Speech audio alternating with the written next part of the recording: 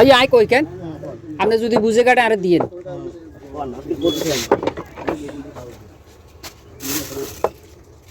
এগুলো লাগবে তাই কোন এইটা তো আঙ্গ 99 মার্কেটে বিক্রি করে এইটা আমরা তো আনি এইটা 99 মার্কেটে আছে কিন্তু আপনি যে রেট কোন রেটের লগে তো মিলে না এই সব যদি 99 মার্কেটে তুললো তাহলে তো সবে দেয়া যায় 99 টাকা করে লঞ্চ সাইড দিয়ে পড়ে গেছে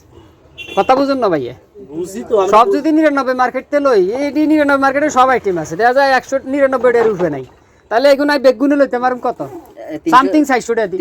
ভাইয়া সব মিলে 350 টাকা দি আচ্ছা ভাই না দিতে পারবো না খাইতেন না তাহলে তো আর কিছু করার নাই করেন আপনি কষ্ট করছেন কষ্ট কিছু রে যায়